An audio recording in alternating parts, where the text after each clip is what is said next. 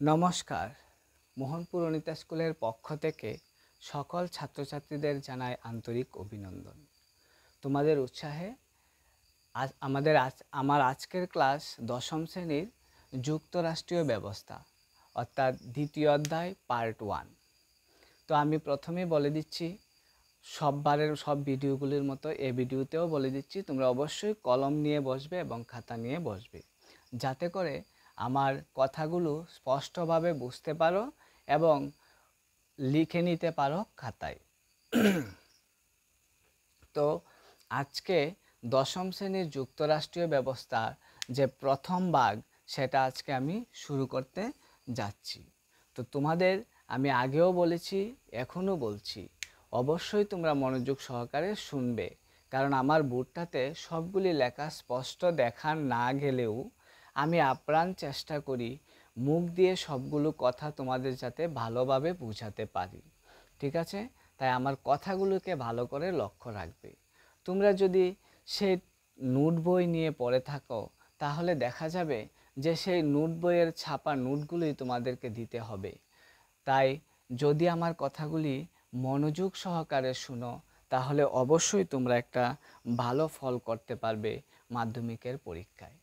তো আজকে যুক্তরাষ্ট্রীয় ব্যবস্থার প্রথমেই আমরা আগের অধ্যায়ে পড়েছি 1993 খ্রিস্টাব্দে সংবিধান সংশোধনের মাধ্যমে বেলজিয়ামে যে এককেন্দ্রিক ব্যবস্থা ছিল, সেখান থেকে এককেন্দ্রিক ব্যবস্থাকে মুক্ত করে সেখানে যুক্তরাষ্ট্রীয় ব্যবস্থা রূপান্তরিত হয়েছিল। আমরা আগের অধ্যায়ে এটা দেখেছি। তারপর সেমভাবে শ্রীলঙ্কাতেও বাস্তবে এককেন্দ্রিক ব্যবস্থা ছিল, কিন্তু সেখানকার তামিল নেতাদের উদ্দেশ্য ছিল বা সেখানকার তামিল নেতাদের দাবি ছিল যে যাতে শ্রীলঙ্কাকে যুক্তরাষ্ট্রীয় ব্যবস্থা করা হোক।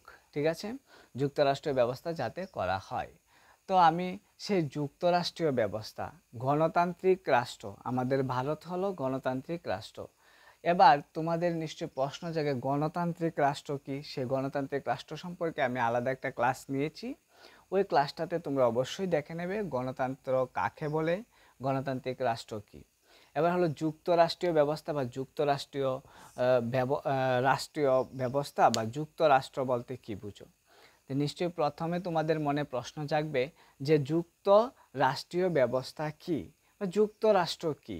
হ্যাঁ, সেই যুক্তরাষ্ট্র কি সেই সম্পর্কে আমি তোমাদের বলে দিচ্ছি, তোমাদের যাতে দেখতে অসুবিধা না হয়, তাহলে আমি আবার বোর্ডটা ক্লিয়ার করে দিচ্ছি। যুক্তরাষ্ট্রীয় ব্যবস্থা হলো এমন একটি শাসন ব্যবস্থা যেখানে ক্ষমতা কেন্দ্রীয় সরকার ও আঞ্চলিক সরকার বা প্রাদেশিক সরকারগুলোর মধ্যে বণ্টিত হয়। আমি আবারও বলছি, যেখানে বা যে রাষ্ট্রীয় ব্যবস্থায় যে শাসন ব্যবস্থায় বা রাষ্ট্রীয় ব্যবস্থায় কেন্দ্রীয় সরকার এবং আঞ্চলিক বা প্রাদেশিক সরকারগুলোর মধ্যে ক্ষমতা বণ্টিত হয়, দুটো ব্যবস্থা। যুক্তরাষ্ট্রীয় ব্যবস্থায় সাধারণত দুই ধরনের সরকার লক্ষ্য করা যায়। ঠিক আছে? এই দুই ধরনের সরকার যেখানে লক্ষ্য করা যায়, এটাকে যুক্তরাষ্ট্রীয় ব্যবস্থা বলা হয়। একটা হলো কেন্দ্রীয় সরকার, যা সমগ্র দেশের জন্য কেন্দ্রীয় সরকার নির্ধারিত থাকে। আরেকটা হলো রাজ্য সরকার, বা যেখানে একটি রাজ্যের বা একটি অঞ্চলের স্বার্থে সরকার পরিলক্ষিত হয়। এবং আমি এটা তোমাদের চিত্রের মাধ্যমে বোঝানোর চেষ্টা করেছি। যুক্তরাষ্ট্রীয় সরকার দুটো পার্ট, একটা হলো রাজ্য সরকার, কেন্দ্রীয় সরকার, আরেকটা হলো কেন্দ্রীয় সরকার। রাজ্য সরকার যে ভাগটা থাকে যুক্তরাষ্ট্রীয় ব্যবস্থার মধ্যে, সেখানে রাজ্য সরকার শুধু রাজ্য সরকারই সেটাকে কি করবে, সেই শাসন ব্যবস্থাটাকে পরিচালিত করবে। সেখানে সরকার থেকে স্বতন্ত্র, আলাদা হিসাবে বোঝা যায়। তারপর কেন্দ্রীয় সরকার হলো কেন্দ্রে রাজ্য সরকারকে নির্দেশ প্রদান করতে পারবে না। কেন্দ্রীয় সরকার জাস্ট কেন্দ্রের ভাগটা দেখবে, রাজ্য সরকারকে কোনো নির্দেশ প্রদান করতে পারবে না। দেখতে মনে হচ্ছে দুটো আলাদাই। আবার কোনো কোনো সময় দুই বা ততোধিক স্তর মিলে এই সরকারটা গঠন করা হয়। এই হলো যুক্তরাষ্ট্রীয় ব্যবস্থা। তবে তোমাদের মনে প্রশ্ন যে গণতান্ত্রিক সরকারের ক্ষেত্রে যেমন সংবিধান থাকে, তেমন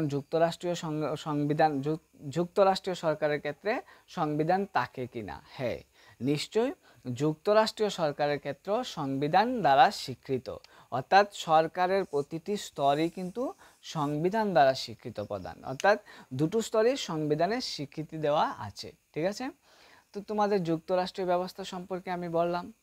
এবার তোমাদের প্রশ্ন জাগবে মনে যে যুক্তরাষ্ট্রীয় ব্যবস্থার বৈশিষ্ট্য কী, যুক্তরাষ্ট্রীয় ব্যবস্থা কি সেই সম্পর্কে আমি তোমাদের জানিয়ে দিলাম। যদি এক কথায় বলতে যাও, যে রাষ্ট্রীয় ব্যবস্থায় দুটো ভাগে মানে শাসন ক্ষমতাকে দুটো ভাগে ভাগ করা হয়, একটা হলো কেন্দ্রীয় সরকার এবং রাজ্য সরকার বা আঞ্চলিক সরকার, ওটাকে বলা হয় যুক্তরাষ্ট্রীয় ব্যবস্থা। এবার যুক্তরাষ্ট্রীয় ব্যবস্থার বৈশিষ্ট্য কি? যুক্তরাষ্ট্রীয় ব্যবস্থার বৈশিষ্ট্য হলো যুক্তরাষ্ট্রীয় কাঠামো সরকারের দুটি স্তর থাকে, যেটা আমি আগেও বলেছি। একটা বৈশিষ্ট্য হলো যুক্তরাষ্ট্রীয় কাঠামো স্তরে কি থাকবো, দুটি স্তর থাকবে। তারপর যেটা হলো সেটা হলো সরকারের প্রতিটি স্তরে অস্তিত্ব সংবিধান দ্বারা স্বীকৃতি হতে হবে, ঠিক আছে, বা স্বীকৃতি থাকবে। তারপর আরও অনেকটি বৈশিষ্ট্য রয়েছে, এর মধ্যে আমি সবগুলি লিখিনি, তবু তোমাদের আমি বলে দিচ্ছি। প্রতিটি স্তরে সরকারের প্রশাসন, কর, কাঠামো এবং আইন ব্যবস্থা পরিপ্রেক্ষিতে সামগ্রিক কর্মপদ্ধতিও স্বতন্ত্র থাকবে। মনে রাখবে কিন্তু কি থাকবে, সরকারি কর কাঠামো, প্রশাসন ব্যবস্থা এবং আইন ব্যবস্থাও কি থাকবে, কর্ম পরিধি স্বতন্ত্র থাকবে। তাছাড়া সেই ব্যবস্থার মধ্যে সংবিধানের মৌলিক অংশের সংশোধনের ক্ষেত্রে কেন্দ্র এবং রাজ্য উভয়েরই সম্মতি থাকবে, অর্থাৎ সংবিধান যখন যদি কোনো সংশোধন করা হয় তাহলে কিন্তু কেন্দ্রীয় সরকার এবং রাজ্য সরকার উভয়েরই কি থাকবে, সম্মতি প্রদান থাকতে হবে। তাছাড়াও আরও বৈশিষ্ট্য রয়েছে, সংবিধানের উভয় সরকারের ক্ষমতা ব্যাখ্যা প্রসঙ্গে বিচার বিভাগ গুরুত্বপূর্ণ ভূমিকা পালন করবে। মানে যদি রাজ্য সরকার চায় যে ওটাকে নিয়ে বিশ্লেষণ করবে তাহলে বিশ্লেষণ করতে পারবে, কেন্দ্রীয় সরকার চাইলে কেন্দ্রীয় সরকারও সেটাকে নিয়ে বিশ্লেষণ করতে পারবে এবং বিচার বিভাগ এটা গুরুত্বপূর্ণ ভূমিকা পালন করবে। সংবিধান অনুযায়ী করের উৎস, সংবিধান অনুযায়ী যে করের উৎস মানে ইনকাম ট্যাক্স যেটাকে বলো, করের উৎসের ক্ষেত্রগুলি স্বতন্ত্রভাবে সংরক্ষণের অধিকার পেয়েছে উভয় সরকার। মানে ইনকাম ট্যাক্সটার ব্যাপারে বা যেটাকে বলা হয় করের ব্যাপারেও মানে রাজ্য সরকার এবং কেন্দ্রীয় সরকার দুটো সরকার মিলে কাজ করবে। তাছাড়া যুক্তরাষ্ট্রীয় কাঠামোর মানে যে যুক্তরাষ্ট্রীয় যে সরকার গঠন হবে, তাহলে আমি বৈশিষ্ট্য সম্পর্কে তোমাদের বললাম। এবার যুক্তরাষ্ট্রীয় কাঠামোর কয়েকটা উদ্দেশ্য থাকে। কি উদ্দেশ্য থাকে যে যুক্তরাষ্ট্রীয় সরকারের মধ্যে, উদ্দেশ্যটা কি থাকতে পারে? উদ্দেশ্য হবে রাষ্ট্রের একতাকে প্রতিষ্ঠা করা এবং রক্ষা করা। যেমনটা গণতন্ত্রে থাকে যে ঐক্যবদ্ধ বজায় রাখা, সেম যুক্তরাষ্ট্রীয় ব্যবস্থাকেও রাষ্ট্রের ঐক্যতা বজায় রাখতে হবে এবং সেই ঐক্যতার পাশাপাশি সেটাকে রক্ষা করার দায়িত্বও থাকতে হবে। তাছাড়া একটি আদর্শ যুক্তরাষ্ট্রীয় ব্যবস্থা তখনই প্রতিষ্ঠিত হবে যখন কেন্দ্র ও রাজ্যগুলি পারস্পরিক বিশ্বাস, যোগ্য সম্পর্ক এবং একই সঙ্গে বসবাস করার ক্ষেত্রে চুক্তিবদ্ধ হবে। অর্থাৎ যখন তোমরা দেখতে পাচ্ছ এখানে আমি ঘর করে অর্থাৎ চিত্র একে বুঝিয়ে দিয়েছি, যখন এই দুটো সরকার একত্রিত হয়ে সম্পূর্ণভাবে কাজ করবে এবং একত্রিত হয়ে কাজ করবার একটা চুক্তিবদ্ধতা নেবে, তখনই সেটা সঠিকভাবে সফলিত হবে। এবার তোমাদের মনে প্রশ্ন জাগে, স্যার যুক্তরাষ্ট্রীয় ব্যবস্থা রয়েছে এমন কয়েকটি রাষ্ট্রের নাম। হ্যাঁ, যুক্তরাষ্ট্রীয় ব্যবস্থা রয়েছে এমন কয়েকটি রাষ্ট্র হলো, যেমন ধরো মার্কিন যুক্তরাষ্ট্র এবং অস্ট্রেলিয়াও আছে। মার্কিন যুক্তরাষ্ট্রেও যুক্তরাষ্ট্রীয় ব্যবস্থা প্রচলিত আছে, অস্ট্রেলিয়া, এছাড়া আছে সুইজারল্যান্ড। কিন্তু এই যুক্তরাষ্ট্রীয় ব্যবস্থা বিভিন্ন পদ্ধতিতে সংগঠিত হয়। তাহলে আজকে আমরা শুধু যুক্তরাষ্ট্রীয় ব্যবস্থার যে ভাগগুলো, সেই ভাগগুলো সম্পর্কে আলোচনা করলাম। পরবর্তী দিন অর্থাৎ নেক্সট পার্টে আমরা আলোচনা করব কী ধরনের পদ্ধতিতে সেই যুক্তরাষ্ট্রীয় ব্যবস্থা এগিয়ে চলেছে এবং সেই যুক্তরাষ্ট্রীয় ব্যবস্থা কাজ করছে। তাহলে তোমাদের কি কোনো বুঝতে অসুবিধা হচ্ছে? আমি পার্টগুলো ছোটো ছোটো এজন্যই করছি, কারণ আমার অনেক ছাত্রছাত্রীরা আমাকে প্রশ্ন করে, দাদা তুমি যে এত তাড়াতাড়ি কথাগুলো বলো, আমরা হয়তো বা জিনিসগুলো স্পষ্টভাবে বুঝতে পারি না, বা সবটা ভিডিও আমরা দেখতে পারি না। এই জন্য পার্টগুলিকে আমি ছোটো ছোটো করে বোঝাবার চেষ্টা করেছি। তোমরা অবশ্যই সেই কমেন্টগুলো করে আমাকে উৎসাহিত করবে, যাতে করে আমি পরবর্তী ভিডিওগুলো সম্পূর্ণভাবে তোমাদের কাছে পেশ করতে পারি। ঠিক আছে?